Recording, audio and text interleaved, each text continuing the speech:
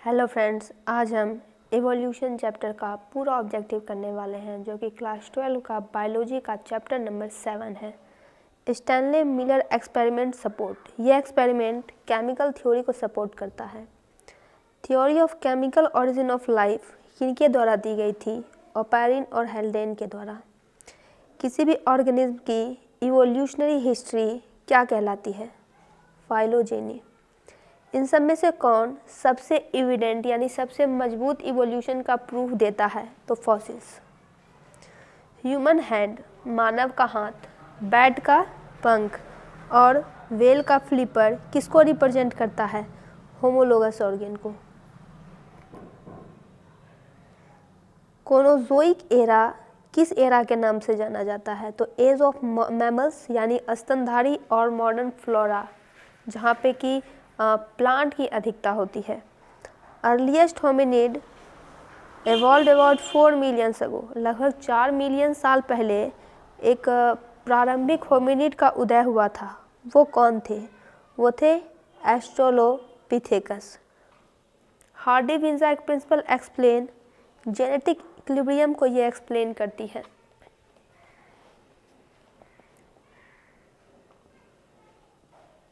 As of evolution of man is measured by. किसी भी man की इवोल्यूशन की एज अगर पता करनी है तो रेडियो एक्टिव डेटिंग से ये हो सकेगा। किसी भी पॉपुलेशन का डिस्पर्सल यानी जाना, किसी एक एरिया में वह रह रहे थे, वहाँ से उन्होंने माइग्रेट कर दिया। किस पे डिपेंड करती है? तो सभी चीज़ पर। ई माइग्रेशन पर, यानी एक समय में कितने लोग किसी एरिया में आए। ऑन माइग्रेशन पे, ऑन माइग्रेशन, ई माइग्रेशन पे और ऑन माइग्रेशन पे। बुक फिलोसॉफिक जूलॉजिक किनके द्वारा लिखा गया था? लेमार्क। डार्विन फिंचेस किनका एक अच्छा उदाहरण है? एडेप्टिव रेडिएशन का। विंग ऑफ बटरफ्लाई और बर्ड, यानी बटरफ्लाई तितली, पक्षी, ये दोनों के जो पंख होते हैं वो कैसे ऑर्गेन को रिप्रेजेंट करते हैं? तो एनालॉगस। कहने का मतलब है कि इन दोनों का काम तो सेम ही होता है, पंख से उड़ने का ही काम करते हैं, लेकिन जो स्ट्रक्चरल होते हैं इनके स्ट्रक्चर वो बहुत डिफरेंट होते हैं। थ्योरी ऑफ पैंजेनेसिस किनके द्वारा दी गई थी? डार्विन, जिनका पूरा नाम चार्ल्स रॉबर्ट डार्विन था। According to one of the most widely accepted theory, Earth atmosphere before origin of life was। अगर सबसे एक्सेप्टेड थ्योरी की बात करें तो अर्थ का एटमॉस्फेयर इसके ओरिजिन, लाइफ के ओरिजिन से पहले कैसे था? तो रिड्यूसिंग था, with oxygen absent in O2 form.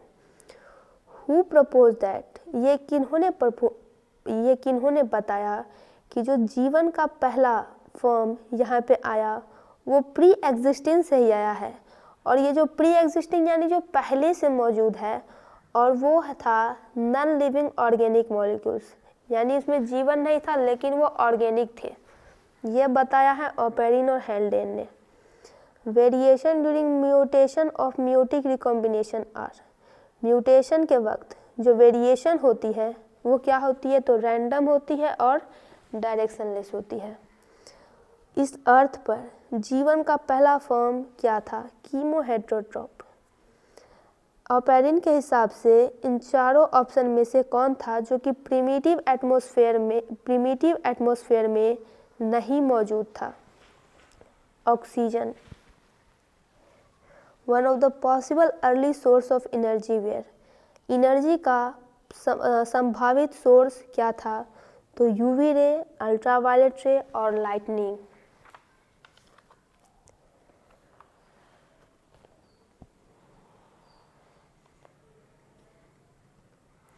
Which of the following do not represent homologous structure? तो वर्टेब्रेट, हार्ट और ब्रेन होमोलोगस स्ट्रक्चर रिप्रेजेंट नहीं करते। फर्स्ट लाइफ ओरिजिनेट, यानी सबसे पहले जीवन की उत्पत्ति कहाँ हुई थी? तो पानी में। वेस्टिजियल ऑर्गेन का इसमें से एग्जाम्पल कौन है? तो vermiform appendix. Bioreactors provide optimal condition to produce. Bioreactor condition बनाते हैं किसको प्रोड्यूस करने के लिए? तो प्रोडक्ट। एसल मिलर किससे रिलेटेड है? यह ओरिजिन और इवोल्यूशन ऑफ लाइफ यानी जीवन की उत्पत्ति और इवोल्यूशन से रिलेटेड है। ड्रायोपिथेकस किससे ज़्यादा सिमिलर है यानी इनकी समानताएं और किससे मिलती है, एप से।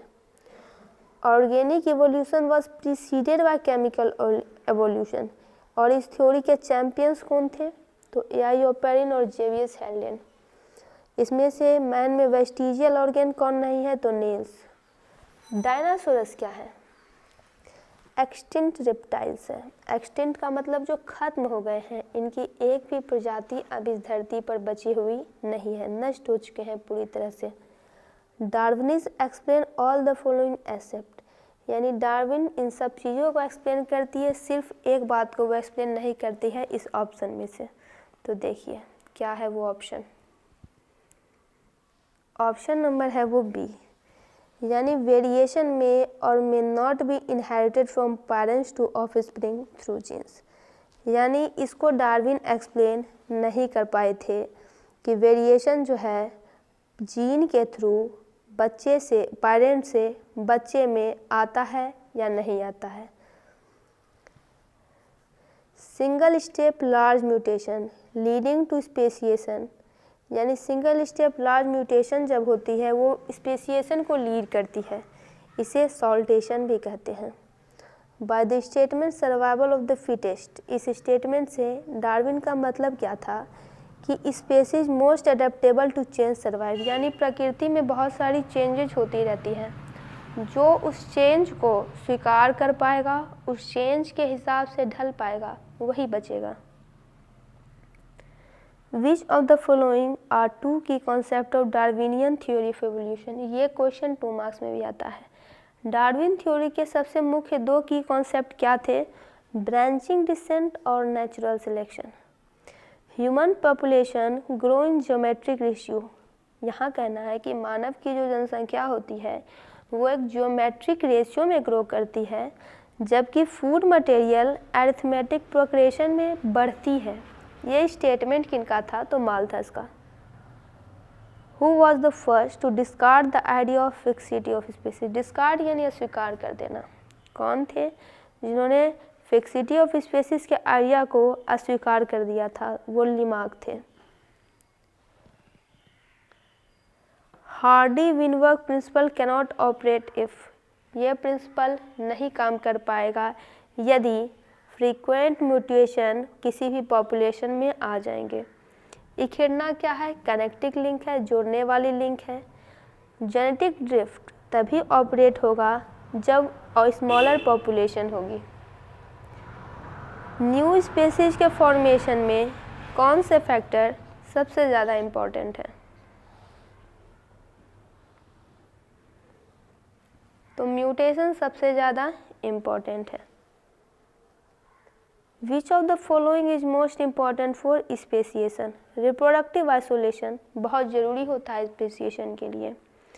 ऐसे फैक्टर्स का नाम बताइए जो कि न्यू स्पेसीज के फॉर्मेशन में इन्वॉल्व होते हैं, तो आइसोलेशन और variation. Different form of interbreeding species that lived in different geographical region are called. Interbreeding species के डिफरेंट फॉर्म थे और वे अलग अलग जोग्राफिकल रीजन में रहते थे, यानी उनकी जगह पोजीशन अलग थी, उन्हें क्या कहते हैं, allopatric species. Hardy Weinberg equilibrium is known to be affected by gene flow, genetic drift, mutation, genetic recombination and. Hardy Weinberg equilibrium की बात की जा रही है कि अगर कुछ फैक्टर्स इसे प्रोवाइड किए जाएं तो वह इसे प्रभावित करेगा। कुछ फैक्टर्स यहाँ दिए गए हैं, आपको एक फैक्टर बताना है, वो है नेचुरल सिलेक्शन। डेवोनियन पीरियड को क्या माना जाता है, तो एज ऑफ फिशेस यानी मछलियों का युग। Presence of gills in the tadpole of frog indicate that, यह इंडिकेट करती है कि फ्रॉग जो है वो गिल्ड एंसेस्टर से यानी उसके जो पूर्वज थे उनमें गिल्स मौजूद थी और फ्रॉग की उत्पत्ति उन्हीं से हुई है, उसी से वो इवॉल्व हुए हैं। ऐसे character that proves that frogs have evolved from fish, वो कौन से करेक्टर है जिससे ये पता चलता है कि ये जो फ्रॉग है वो मछलियों से ही इवॉल्व हुए हैं, वो बताती है tadpole larva in frog. Which of the following represent correct order of evolution. Correct order of evolution ये प्रेजेंट करती है अमीबा, उसके बाद Leucosolenia, hydra, Ascaris. Major radiation of mammal, bird and pollination insect took place in which epoch. किस epoch में इन सब का radiation हुआ था? पैलेओक्सीन में। जुरासिक पीरियड किस एरा से बिलोंग करता है? Mesozoic.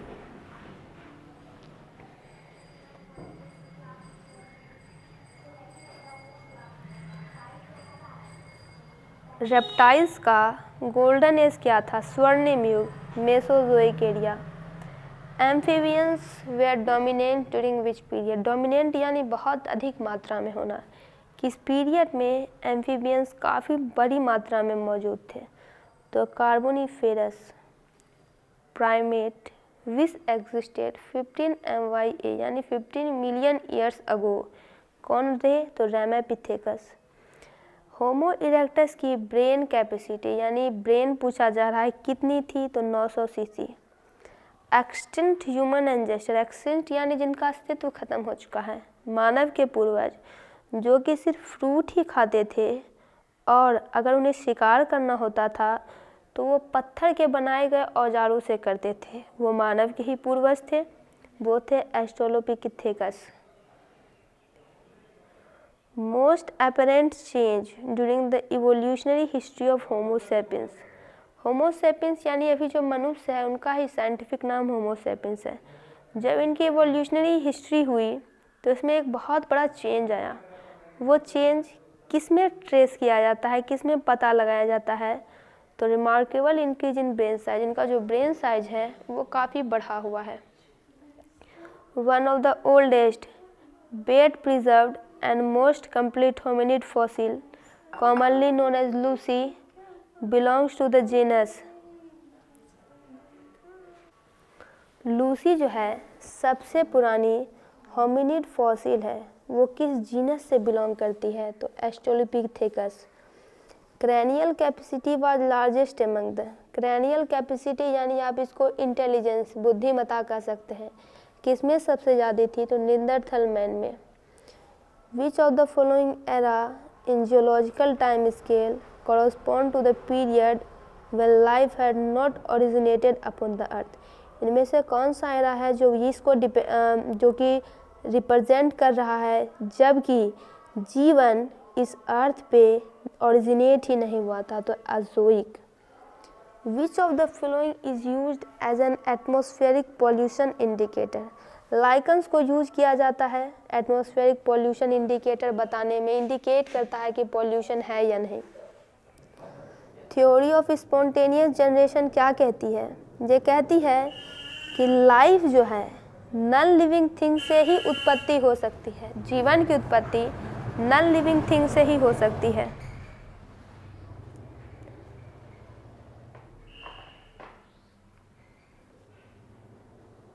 Animal husbandry and plant breeding programme किसके एग्जाम्पल्स हैं? आर्टिफिशियल सिलेक्शन के। पैलेंटियोलॉजिकल एविडेंस फॉर इवोल्यूशन, इसका मतलब क्या होता है? फॉसिल। एनालॉगस ऑर्गेन अराइज हुआ है क्योंकि कन्वर्जेंट इवोल्यूशन के कारण। एंटीबायोटिक रेसिस्टेंट बैक्टीरिया का अपीयरेंस हो जाना, उसकी उत्पत्ति हो जाना, किसका एग्जाम्पल है? तो pre existing variation in population, यानी जनसंख्या में ये वेरिएशन जो है पहले से मौजूद थी। Evolution of life shows that life forms had a trend of moving from। Evolution of life बताती है कि जीवन की जो फॉर्म है उसे कहाँ से कहाँ मूव करने की ये है क्षमता है, उसका ट्रेंड है। तो वाटर टू लैंड यानी पानी से भूमि पर।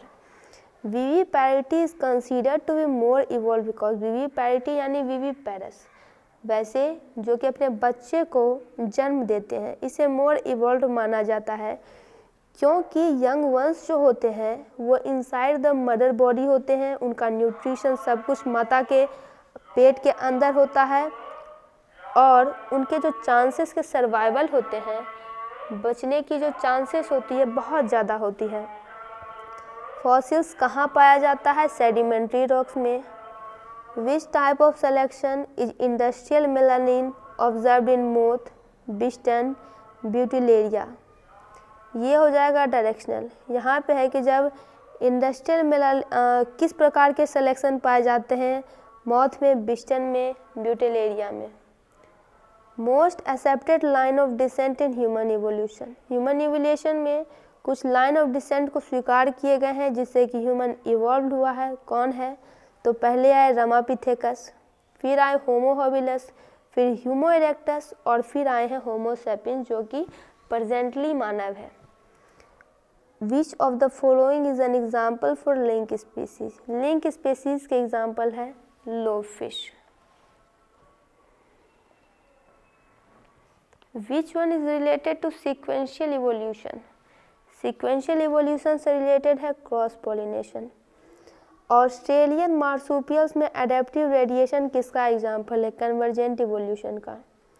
ह्यूमन बीइंग में स्नो ब्लाइंडनेस किसके कारण होता है? तो absorption of ultra violet radiation. ये जो अल्ट्रा वायलेट रेडिएशन होती है ये सन से आती है। सन से आने के कारण ये, चूँकि ओजोन होल के बारे में आप लोगों ने सुना होगा, क्लोरोफ्लोरोकार्बन का जो यूज बढ़ रहा है उससे इस परत को दिक्कत हो रही है। ये जो परत है ओजोन लेयर ये बचाता है, लेकिन जब वो ही कमज़ोर पड़ता है तो वो डायरेक्टली आती है जिससे कि लोगों में स्नो ब्लाइंडनेस, बहुत सारी बीमारी हो जाती है। इनहेरिटेंस ऑफ एक्वायर्ड कैरेक्टर्स किसके द्वारा दिया गया था? जीन बैप्टिस्टे डिलीमार्क के द्वारा। What is scientific name of modern man? Homo sapiens। Origin of Species किताब का नाम है जो कि डार्विन के द्वारा लिखी गई थी। विंग्स ऑफ बर्ड और बटरफ्लाई किस प्रकार के ऑर्गन को रिप्रेजेंट करते हैं? Analogous. Man is a member of which order. Man किस ऑर्डर का मेंबर है और किस फैमिली से बिलोंग करता है? तो प्राइमेट और होमिनिडे। दोस्तों इसका पूरा ऑब्जेक्टिव कंप्लीट हुआ। आप सभी के ऑब्जेक्टिव इस चैनल पर देख सकते हैं। वीडियो को लाइक करें, चैनल को सब्सक्राइब करें।